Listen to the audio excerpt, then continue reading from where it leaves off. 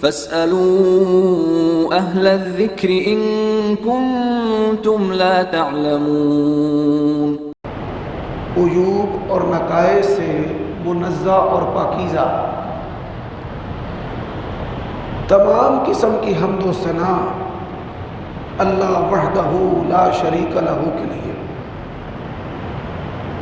اور درود و سلام شفیع للمذنبین، خاتم النبیین، رسول کریم، رؤوف الرحیم صلی اللہ علیہ وآلہ وسلم کی ذات اقدس پر۔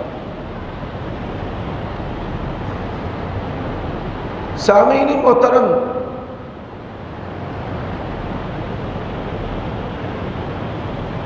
آپ صلی اللہ علیہ وآلہ وسلم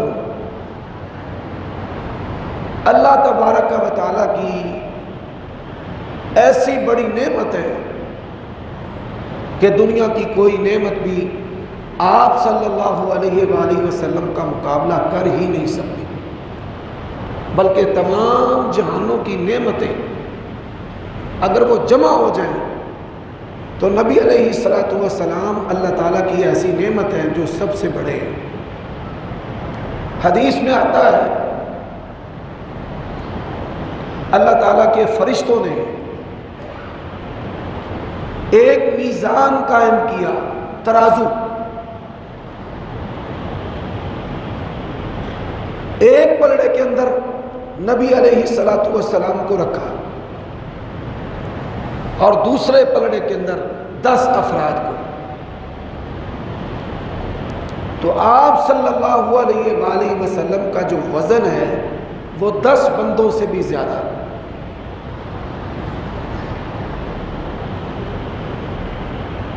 پھر انہوں نے 100 افراد کو رکھا تو نبی علیہ الصلوۃ والسلام کا وزن جو ہے وہ 100 افراد سے بھی زیادہ تھا۔ پھر انہوں نے 1000 افراد کو رکھا، آپ صلی اللہ علیہ وآلہ وسلم کا وزن 1000 افراد سے بھی زیادہ تھا۔ تو فرشتوں نے آپس میں گفتگو کی، مکالمہ کیا اور کہا کہ اگر پوری دنیا بھی ایک پلڑے میں ڈال دی جائے تو نبی علیہ الصلوۃ والسلام کا وزن جو ہے وہ پوری دنیا سے زیادہ ہے۔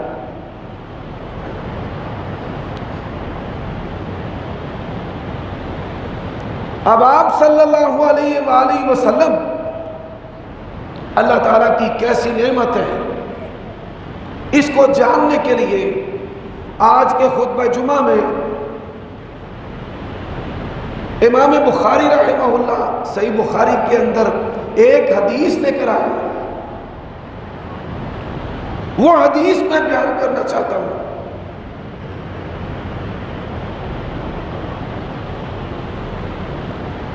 غزوہ خندق جس کو جنگ احزاب کہا جاتا ہے، اس جنگ کے بعد آپ صلی اللہ علیہ وآلہ وسلم نے دنیا کے بادشاہوں کو خط لکھے، ایران کے بادشاہ کو خط لکھا، اس بد نصیب نے نبی علیہ الصلوۃ والسلام کے خط کو پھاڑ دیا، اللہ تعالیٰ نے اس کو پھاڑ کے رکھ دیا۔ دوسرا خط نبی کریم صلی اللہ علیہ وآلہ وسلم نے رومی بادشاہ کو لکھا، من محمد رسول اللہ صلی اللہ علیہ وسلم الی عظیم الروم۔ رومی بادشاہ نے جب نبی علیہ الصلوۃ والسلام کے خط کو سنا،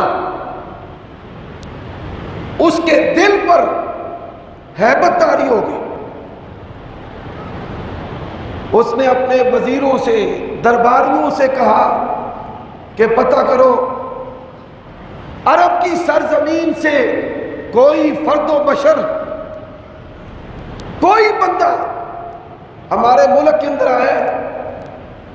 پتہ کیا تو سردار ابو سفیان حضرت معاویہ رضی اللہ تعالی عنہ کے والد یہ تجارتی قافلہ لے کر وہاں پر پہنچے ہوئے تھے.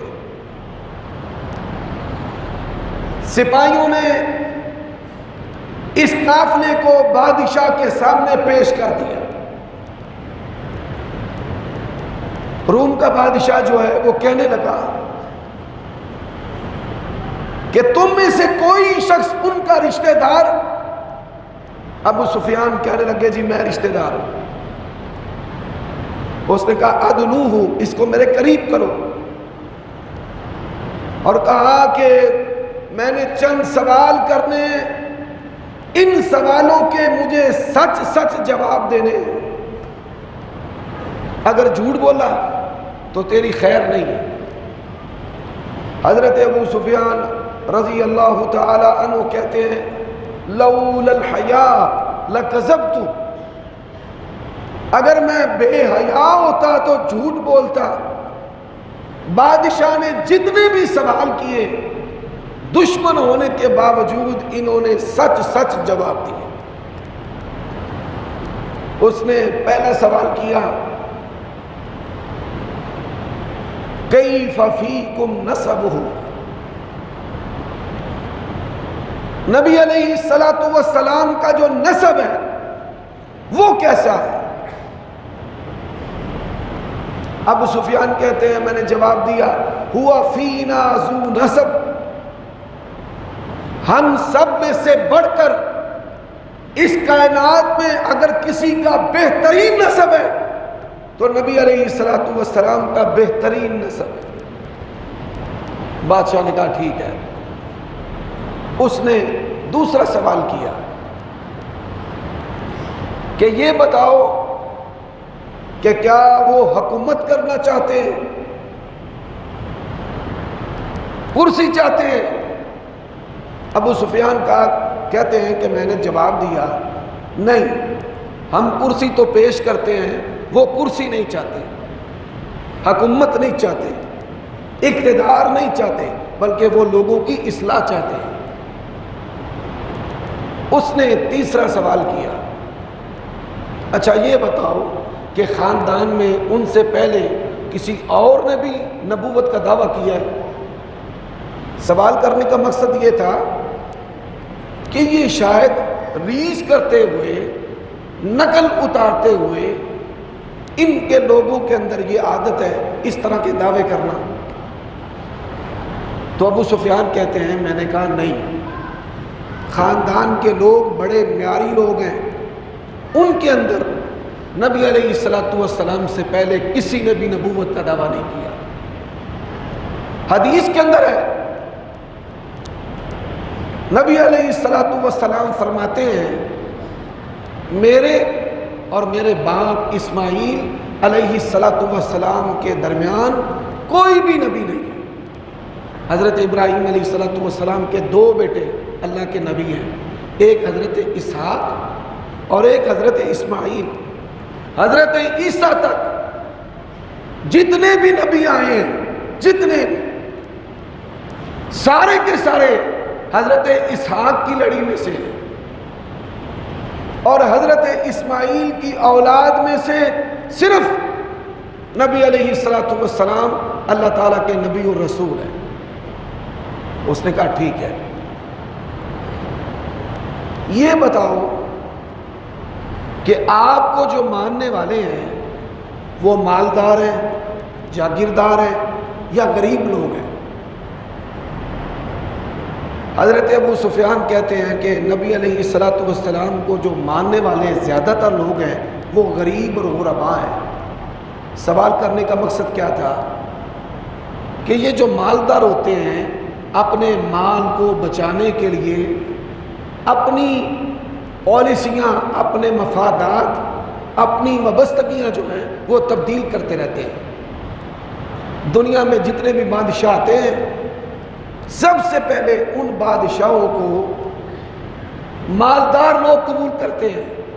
پاکستانی سیاست کے اندر آپ دیکھ لیں کہ اسٹیبلشمنٹ جس کو بھی لے کر آتی ہے تو سب سے پہلے جو مالدار لوگ ہیں، کروڑوں اور اربوں پتی ہیں، وہ اپنی سیاسی وابستگیاں تبدیل کرتے ہیں کہ پہلے وہ کبھی نون لیگ میں تھے، پھر کاف لیگ میں، پھر پیپلز پارٹی میں، پھر پی ٹی آئی میں، پھر اب وہ پھر کوشش کر رہے ہیں کہ ہم دوبارہ جو ہیں وہ نون لیگ کے اندر شامل ہو جائیں۔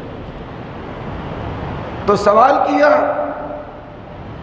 کہ نبی علیہ السلام آپ کو ماننے والے، قبول کرنے والے مالدار ہیں یا غریب ہیں؟ انہوں نے کہا جی غریب ہیں۔ پھر اس نے 5واں سوال کیا، یہ بتائیں کہ آپ صلی اللہ علیہ وآلہ وسلم کو ماننے والے کم ہو رہے ہیں یا زیادہ ہو رہے ہیں؟ ابو سفیان کہنے لگے دن بدن بڑھتے چلے جا رہے ہیں، ینقصون ام یزیدون، بڑھتے ہی جا رہے ہیں۔ اس نے کہا اچھا یہ بتاؤ کہ کیا نبی علیہ السلام نے کبھی جھوٹ بولا ہے؟ ابو سفیان رضی اللہ تعالی عنہ کہنے لگے لا، نبی علیہ السلام نے کبھی جھوٹ نہیں بولا۔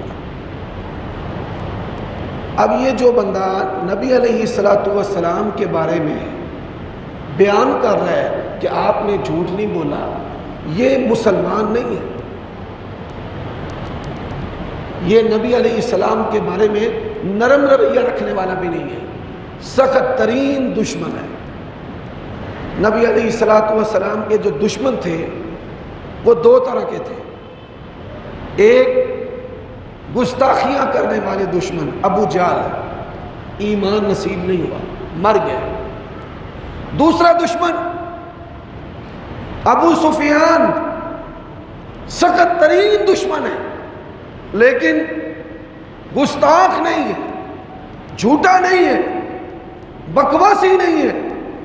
اللہ تعالیٰ نے ان کو ایمان عطا کر دیا ہے، مسلمان ہو گئے۔ لڑائی ہو جاتی ہے کسی نہ کسی بندے سے، اختلاف بھی ہو جاتا ہے، لیکن یہ بات یاد رکھیں، آپ کی کسی سے لڑائی ہو جائے، اختلاف ہو جائے، کبھی اس کے بارے میں جھوٹ نہیں بولنا، کبھی اپنے مخالف کے بارے میں بہتان نہ لگانا، کبھی اپنے مخالف کی اولاد کے بارے میں تبصرہ نہ کرنا، یہ ابو جہل کی عادت ہے۔ تو اس نے پوچھا بتاؤ کبھی نبی علیہ السلام نے جھوٹ بولا ہے؟ اس نے کہا جی نہیں، کبھی انہوں نے جھوٹ نہیں بولا۔ اس نے کہا اچھا یہ بتاؤ کبھی آپ نے دھوکہ دیا ہے؟ کبھی دھوکہ دیا؟ اس نے کہا جی نہیں، آپ صلی اللہ علیہ وآلہ وسلم نے ساری زندگی کبھی دھوکہ نہیں دیا ہے۔ اس نے کہا اچھا مجھے یہ بتاؤ کبھی جنگیں ہوئی ہیں؟ لڑائیاں آپس میں؟ جی ہاں جنگیں ہوئی ہیں، کبھی ہم جیت جاتے ہیں اور کبھی وہ جیت جاتے ہیں۔ اب ابو سفیان کہتے ہیں کہ مجھے دشمنی نکالنے کا کوئی موقع نہیں مل رہا تھا، تو میں نے یہاں پر ایک بات کہی کہ آج کل ہماری ان کے ساتھ جنگ بندی ہے، اب پتہ نہیں وہ ہمارے ساتھ کیا کرے۔ حالانکہ ان کو پتا تھا کہ نبی علیہ السلام معاہدوں کو توڑنے والے نہیں ہیں۔ اس نے کہا اچھا ماذا یقول، یہ بتاؤ ان کی دعوت کیا ہے، وہ کہتے کیا ہیں، ان کا دین کیا ہے؟ تو ابو سفیان کہتے ہیں کہ ان کا جو دین ہے اعبدوا اللہ وحدہ ولا تشرکوا بہ شیئا، ایک اللہ کی بندگی کرو اور اللہ کے ساتھ کسی کو شریک نہ ٹھہراؤ۔ آج سیرت النبی صلی اللہ علیہ وآلہ وسلم اس کو چھوڑ دیا ہے، آپ کے مشن کو چھوڑ دیا ہے، اور ایک جشن دین کے نام پر ہم نے بنا لیا ہے، اور اس جشن کے ذریعہ نبی علیہ الصلوۃ والسلام کی تعلیمات، آپ کے عقائد، آپ صلی اللہ علیہ وآلہ وسلم کی دعوت، آپ کی سیرت، آپ کا کردار، مسلمان جو ہیں اس سے دور ہیں، اور ایک تہوار جو ہے اس کا صرف اہتمام ہے۔ تو ابو سفیان کہنے لگے کہ نبی علیہ الصلوۃ والسلام کی جو دعوت ہے ایک اللہ کی بندگی ہے، اللہ کے ساتھ کسی کو شریک نہیں ٹھہرانا۔ اور کیا کہتے ہیں؟ وَيَأْمُرُنَا بِالصِّدْقِ، نبی علیہ الصلوۃ والسلام ہمیں دعوت دیتے ہیں جب بھی بولنا ہے سچ بولنا ہے، سچ۔ وَيَأْمُرُنَا بِالصَّلَاةِ، نبی علیہ الصلوۃ والسلام ہمیں دعوت دیتے ہیں کہ نماز پڑھا کرو۔ میرے بھائیوں دوستوں، نبی علیہ الصلوۃ والسلام دنیا سے گئے، آپ نے اپنی امت کو دو نصیحتیں کی ہیں، ایک نصیحت اللہ کے حقوق کے بارے میں اور ایک نصیحت لوگوں کے حقوق کے بارے میں۔ اللہ کے حقوق کے بارے میں نبی علیہ السلام نے جو نصیحت کی ہے وہ نماز ہے، اور لوگوں کے حقوق کے بارے میں نبی علیہ السلام نے جو نصیحت کی ہے کہ جو تمہارے خادم ہیں، نوکر ہیں، ان کا خیال رکھنا، ماڑے لوگوں کا، ماڑے بندوں کا خیال رکھنا۔ اس نے کہا ٹھیک ہے، اور کیا کہتے ہیں؟ ابو سفیان کہنے لگے وَيَأْمُرُنَا بِالْعَفَافِ، نبی علیہ الصلوۃ والسلام ہمیں حکم دیتے ہیں پاک دامنی کا۔ وَلَا تَقْرَبُوا الزِّنَا، زنا کے قریب نہ جاؤ۔ وَلَا تَقْرَبُوا الْفَوَاحِشَ، بے حیائی کے قریب نہ جاؤ۔ نبی علیہ الصلوۃ والسلام کے دور میں کس طرح کی جہالت تھی۔ آپ صلی اللہ علیہ وآلہ وسلم نے ایک صحابی کو کہا کہ فلاں آدمی کا جو سر ہے اس کے تن سے جدا کر کے اسے قتل کر کے آؤ۔ تو لوگوں نے دیکھا اس کی تلوار کو کہ یہ کدھر جا رہا ہے، کس کو مارنے کے لیے جا رہا ہے۔ تو اس نے کہا نبی علیہ الصلوۃ والسلام نے مجھے کہا کہ فلاں جو بندہ ہے اس کو قتل کر کے آؤ۔ کیوں قتل کر کے آؤ؟ کہ اس نے اپنی ماں کے ساتھ نکاح کیا ہے۔ یہ دین اسلام ایسا دین ہے کہ اس نے حرمت والے رشتے بیان کیے ہیں کہ تمہاری مائیں تمہارے اوپر حرام ہیں، تمہاری بیٹیاں تمہارے اوپر حرام ہیں، تمہاری بھانجیاں اور بھتیجیاں تمہارے اوپر حرام ہیں، تمہاری خالائیں تمہارے اوپر حرام ہیں، تمہاری پھپھیاں تمہارے اوپر حرام ہیں۔ بیک وقت دو بہنوں کے ساتھ کوئی نکاح نہیں کر سکتا، بیک وقت پھپھی اور بھتیجی سے نکاح نہیں کر سکتا، بیک وقت خالہ اور بھانجی کے ساتھ نکاح نہیں کر سکتا۔ اور اگر کسی عورت سے شادی کی ہے اور وہ عورت بچے لے کر آتی ہے، ان میں کوئی اگر لڑکی ہے تو اس کے ساتھ بھی نکاح نہیں کر سکتا۔ کوئی آدمی شادی کرتا ہے کسی عورت سے، وہ طلاق بھی دے دے تو اس کا جو باپ ہے، مثال کے طور پہ میرے والد ہیں، میں کسی عورت سے نکاح کرتا ہوں اور نکاح کرنے کے بعد اس کو طلاق دے دیتا ہوں، سسر اپنی بہو کے ساتھ کبھی بھی نکاح نہیں کر سکتا۔ بیٹا مر بھی جائے، بیٹا طلاق بھی دے دے، اس کے ساتھ نکاح نہیں کر سکتا۔ اسی طرح باپ، اس کی جتنی بھی بیویاں ہیں، ایک تو جننے والی ہوتی ہے، اس کو ہم کہتے ہیں والدہ، باپ کی جتنی بھی بیویاں ہیں وہ سب ماں ہیں۔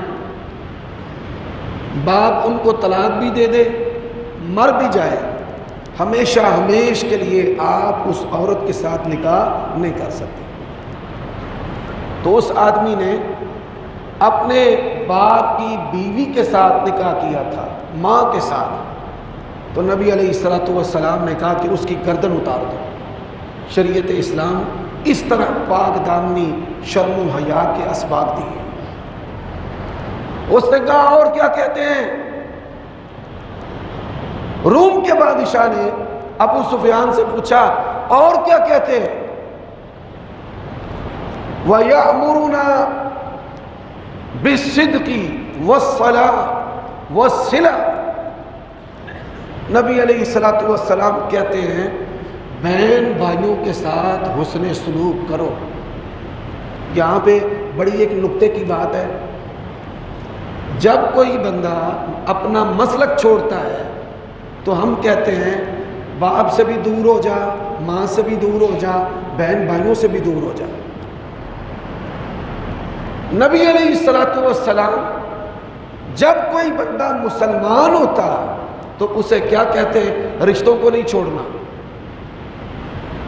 हमारे अंदर फिरका वारियत इतनी मजबूत हो चुकी है कि हम कहते हैं फलां काफिर है, मुसलमानों को काफिर कहते हैं, इनको छोड़ दो, बाइकाट। ना खुशी के अंदर शामिल होना है, ना नमाज जनाजा के अंदर शामिल होना है। तो आप सल्लल्लाहु अलैहि वसल्लम सिला रहमी का हुक्म देते थे कि अपने बहन भाइयों के साथ मिलते रहो, उनके साथ हुस्न सलूक करते रहो। बादशाह ने 10 सवाल किए, 10 सवाल। ये 10 सवाल मैंने आपके सामने इख्तिसार से रखे। 10 सवाल करने के बाद उसने अबू सुफियान को क्या कहा? उसने कहा जो बातें तुमने बताई हैं अगर ये बातें सच्ची हैं तो वो वक़्त करीब है कि जहाँ पर मैं खड़ा हूँ इस जगह के बादशाह भी वो होंगे, और अगर अल्लाह ताला मुझे मौका दे तो मैं आप सल्लल्लाहु अलैहि वसल्लम के जाकर कदम धोऊं।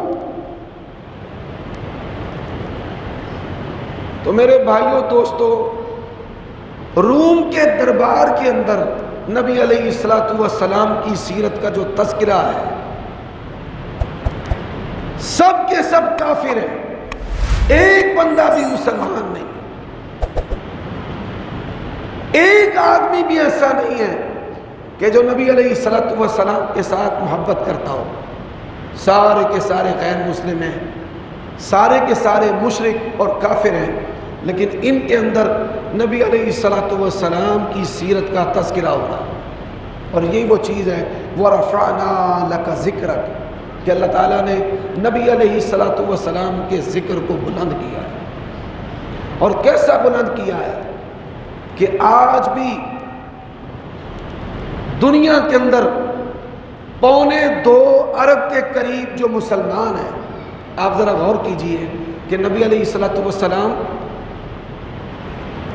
1400 साल पहले, ये 15वीं सदी है, 1400 साल पहले ऐसी सरजमीन में पैदा हुए कि जिस सरजमीन का राब्ता ज़मीनी तौर पर दुनिया के साथ नहीं था, बड़े सुस्त सफ़र थे। आप सल्लल्लाहु अलैहि वसल्लम 23 साल दौरे नबूवत में अल्लाह के नबी हुनैन तक गए, तबूक तक गए, लेकिन आप देखिए कि पूरी रूए ज़मीन पर आप सल्लल्लाहु अलैहि वसल्लम का नाम, आपकी शख्सियत, आपकी सीरत, आपका पैगाम और आपके जो मानने वाले हैं वो मौजूद है। उसका सबब क्या है? उसका सबब नबी अलैहिस्सलातु वस्सलाम की सीरत है, आपका किरदार है, आपका इखलाक है, आप सल्लल्लाहु अलैहि वसल्लम का लाया हुआ दीन है। अब मैं 10 बातें नबी अलैहिस्सलातु वस्सलाम के किरदार की आपके सामने मज़ीद पेश करना चाहता हूँ। सबसे पहली बात, रसूलुल्लाह सल्लल्लाहु अलैहि वसल्लम, आपके पास एक शख्स आया, उसने कहा मुझे सबसे अफजल अमल बताएं। अफजल अमल क्या है? ये सीरतुन नबी का पैगाम है, सबसे अफजल अमल। तो नबी अलैहिस्सलातु वस्सलाम ने फरमाया माँ बाप के साथ हुस्न सलूक कर, ये सबसे अफजल अमल है। एक शख्स आया ऐसी हालत के अंदर कि जब दुश्मन के साथ लड़ाई हो रही है, एक एक बंदे की ज़रूरत है। नबी अलैहिस्सलातु वस्सलाम को पता चला इसके बूढ़े वालिदैन हैं, तो आप सल्लल्लाहु अलैहि वसल्लम ने फरमाया ففیہما جاہد، تو جا کر اپنے بوڑھے والدین کی خدمت کر، تیرے لیے یہی جہاد ہے۔ تو بوڑھوں کی عزت، احترام، ادب، ماں باپ کی خدمت، نبی علیہ السلام نے اس کو جہاد کے برابر عمل قرار دیا ہے، بلکہ اس سے بھی افضل۔ نبی علیہ السلام نے فرمایا رضا اللہ فی رضا الوالدین، اللہ تعالیٰ کی رضا ماں باپ کی رضا کے اندر ہے۔ اب یہ سیرت النبی کا پہلا پیغام ہے۔ سیرت النبی کا دوسرا پیغام، آپ صلی اللہ علیہ وآلہ وسلم نے فرمایا من لم یوقر کبیرنا ولم یرحم صغیرنا فلیس منا، جو بندہ بڑوں کی عزت نہیں کرتا، بوڑھوں کی بڑوں کی عزت نہیں کرتا اور چھوٹوں پر شفقت نہیں کرتا، آپ نے فرمایا وہ ہم میں سے نہیں ہے۔ نبی علیہ السلام نے فرمایا ان البرکۃ مع اکابرکم، اللہ تعالیٰ نے جو برکت ہے یہ تمہارے بوڑھوں اور بزرگوں کے ساتھ رکھی ہے۔ رسول اللہ صلی اللہ علیہ وآلہ وسلم نے فرمایا یہ جو بوڑھے اور بزرگ ہیں، اللہ تعالیٰ زمین والوں پر اتنا ناراض ہوتا ہے کہ اللہ فرماتے ہیں کہ میرا دل کرتا ہے میں ان پر عذاب ڈال دوں۔ عذاب کیوں نہیں ڈالتا؟ فرمایا بوڑھوں کی وجہ سے اللہ تعالیٰ زمین پر عذاب نہیں ڈالتا۔ چوتھی حدیث، یہ جو سفید بال آتے ہیں نا، کئی لوگ سفید بال کھینچنا شروع کر دیتے ہیں، کالے کرنا شروع کر دیتے ہیں۔ نبی علیہ السلام نے فرمایا اللہ تعالیٰ نے یہ بات کہی ہے کہ اللہ تعالیٰ بوڑھے بالوں کی حیا کرتا ہے، سفید بالوں کی حیا کرتا ہے۔ حضرات، تیسری بات، آج مولوی ہے، سیاستدان ہے، جرنیل ہے، کاروباری ہے، پھل بیچنے والا ہے، کوئی ہے دھوکہ دے رہا ہے۔ اور نبی علیہ السلام نے کیا فرمایا؟ من غشا فلیس منا، جس نے کسی مسلمان کو دھوکہ دیا اس کا بھی ہمارے ساتھ کوئی تعلق نہیں ہے۔ اب دھوکہ جو ہے، حدیث میں آتا ہے نبی علیہ السلام منڈی میں گئے، ایک غلے کا ڈھیر لگا ہوا تھا اور اوپر بڑا بہترین اناج۔ آپ صلی اللہ علیہ وآلہ وسلم نے اس ڈھیر کے اندر اپنا ہاتھ ڈالا تو اندر جو ہے وہ گیلا کھٹیا اناج تھا، ردی۔ تو نبی علیہ السلام نے فرمایا اس ڈھیر کا مالک کدھر ہے؟ وہ آ گیا، جی یا رسول اللہ۔ اور میں سن لے، من غشا فلیس منا، جس نے میری امت کو اس طرح دھوکہ دیا ہے اس کا محمد رسول اللہ کے ساتھ کوئی تعلق نہیں۔ حضرات، پاکستان میں چوتھے نمبر پر جو سب سے زیادہ جرم ہونے والا ہے وہ نشہ آور چیزوں کا استعمال ہے، شراب کا، الکحل، ملائے ہوئے مشروبات کا، جن کو آپ انرجی ڈرنکس کہتے ہیں۔ ان انرجی ڈرنکس کے اندر بھی جو الکحل ہے اس کو شامل کیا جاتا ہے۔ اور جو نشہ ہے، نشے کی دو قسمیں ہیں۔ پہلی قسم کہ جس کے نہ کرنے سے عقل زائل ہوتی ہے، جو لوگ تمباکو والا پان کھاتے ہیں اگر وہ نہ کھائیں تو محسوس کرتے ہیں کہ ہم کمزور ہیں، ہماری جو صلاحیتیں ہیں وہ صحیح کام نہیں کر رہے۔ ایسے ہی بھنگ ہے، ایسے ہی ہیروئن ہے، ایسے ہی شیشہ ہے جس کو آئس کہتے ہیں کہ آپ اس کا استعمال نہیں کریں گے، جو کرتے ہیں میں ان کی بات کر رہا ہوں، جو استعمال کرتے ہیں وہ اس کا استعمال نہ کریں تو ایسے لگتا ہے جیسے وہ بیمار ہے، یہ مر جائیں۔ اور نشے کی دوسری قسم ہے کہ جس کے کرنے سے انسان کی عقل زائل ہوتی ہے، اس کے اندر شراب ہے۔ کہ جب انسان شراب پیتا ہے تو شراب پینے سے اس کی عقل جو ہے وہ زائل ہو جاتی ہے۔ تو اللہ تعالیٰ نے قرآن مجید میں کیا کہا ہے؟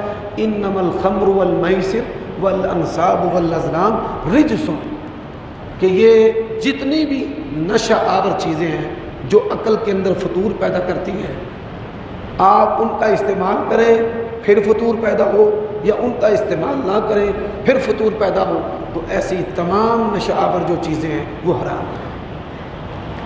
حضرات، سیرت النبی کا 5واں پیغام کیا ہے؟ 5واں پیغام، آج ہمارے معاشرے کے اندر سب سے زیادہ جو گناہ ہے، جس کے اندر مذہبی لوگ بھی، داڑھی والے بھی، مولوی بھی، امام بھی، خطیب بھی، صدر مسجد کا اور تاجر بھی، طلباء بھی، چھوٹے سے لے کر بوڑھے تک جس گناہ کے اندر ہیں وہ گناہ ہے زنا کا، بدکاری کا۔ اور سیرت النبی کا پیغام کیا ہے؟ وَلَا تَقْرَبُوا الْفَوَاحِشَ، آپ نے ایسی چیزوں کے قریب نہیں جانا، آپ نے زنا کے قریب نہیں جانا۔ اور اس کی شروعات کیسے ہوتی ہے؟ آنکھ سے۔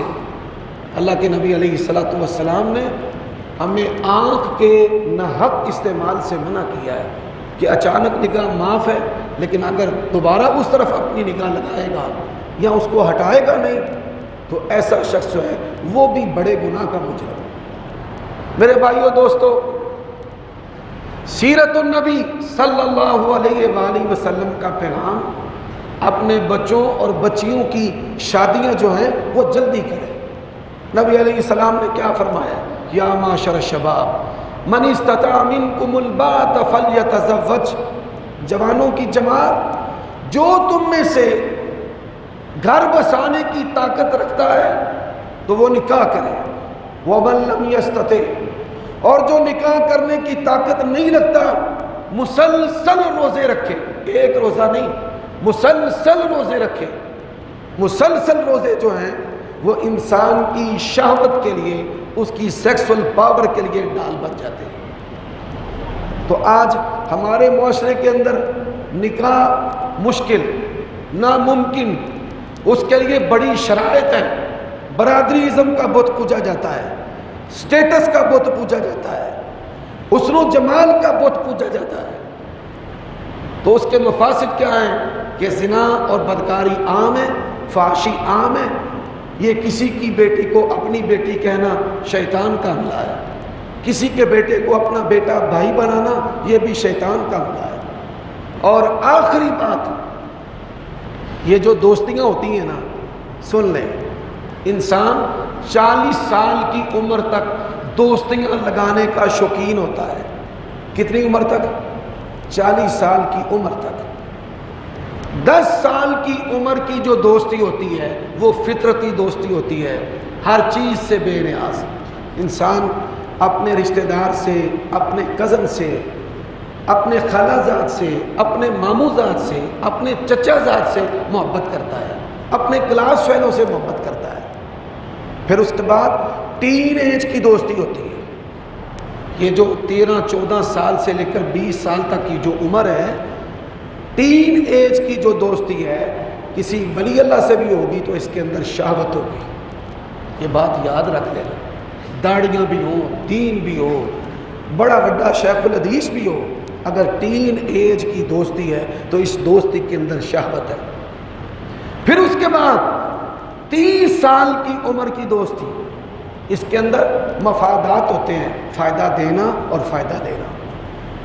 اور پھر اس کے بعد 40 سال کی دوستی، یہ جتنے بھی ڈبل شاہ ہیں، پیسے دگنے کرنے والے ہیں، کاروبار کا جھانسا دینے والے ہیں، راتوں رات امیر کرنے اور ہونے والے ہیں، ان کی آپ عمریں دیکھ لیں، 35, 40, 45 سال کی عمریں ہوں گی اور لوگوں کو لوٹیں گے، ان کو کھائیں گے، ان کو سبز باغ دکھائیں گے، ان کو چکنے دیں گے، اور ان کا مقصد کیا ہوتا ہے؟ لوگوں کا ناحق مال کھانا۔